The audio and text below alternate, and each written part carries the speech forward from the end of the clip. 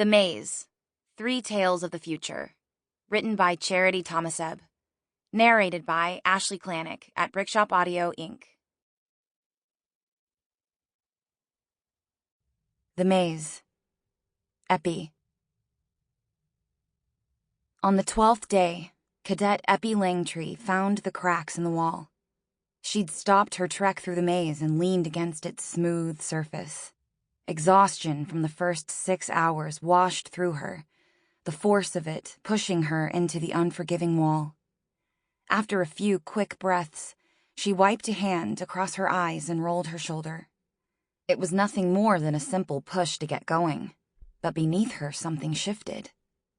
Eppie sprang back, gulping cold air. She inched closer and probed the crevice with her fingers. The unrelenting and unchanging wall of the past 12 days slid against her skin. She nudged the wall with her shoulder, the way you might a best friend, as if she and this impenetrable white slab had anything in common. The crevice deepened. Eppie glanced upward. The walls and ceiling were bare, but so bright that some days she wanted to crouch into a ball, bury her head in her arms, and simply rock the 12-hour shift away. She never did. The stories of those who had halted for too long kept her trudging forward through the maze. With her shoulder molding new shapes in the wall, Eppie latched on to the first glimmer of something. Like everyone else in her class, she'd spent hours pounding the surface, scratching the walls, kicking as hard as she could. Not even blood from torn fingernails was a match for the bright, white glare. Worse, after that first day, everyone's boots went missing from their lockers, and now they navigated the icy maze in bare feet. Her toes ached with the cold.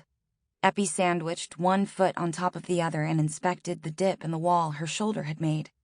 She poked at the wall with her fingertips, and the pliant give became unrelenting again. It was as if the maze resented her earlier attempts of kicking and scratching. Eppie blew out a breath. "I'd be resentful too," she said, her words barely reaching her ears. It was as if the walls absorbed both the sound of her voice and what she had to say. She tried her shoulder again, rolling it around, gentle, persistent, but giving it a bit of rhythm, like a dance routine. If the cadre were filming this, and no doubt they were, she must look ridiculous. A giggle escaped her lips, and Eppie slapped a hand across her mouth. She hadn't laughed in how many days? Certainly not the last 12. Beneath her shoulder, the crevice grew into a valley. Since the wall seemed to like her shoulder, what about a hip? Now she was dancing. Hip, shoulder, step. Hip, shoulder, step. Hip, shoulder. Something solid and warm blocked her progress. Eppie halted, drinking in the first hint of heat in more than 6 hours. Was this the key then? Movement? Friction? The wall beneath her still glowed white. It looked deceptively cold, but its warmth was delicious. She turned her face toward the wall, tongue flicking across her lips. What if she leaned forward? What if she let her mouth graze the surface? What then?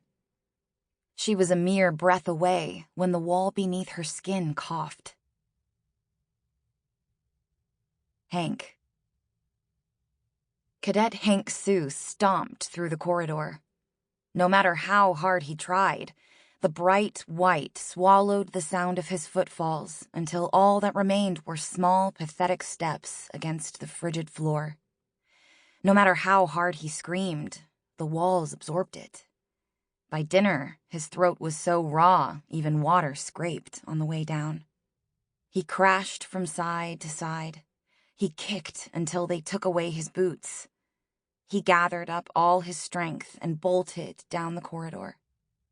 Gentle curves morphed into straight, hard surfaces, almost on a whim, and he slammed into the wall, this time not on purpose.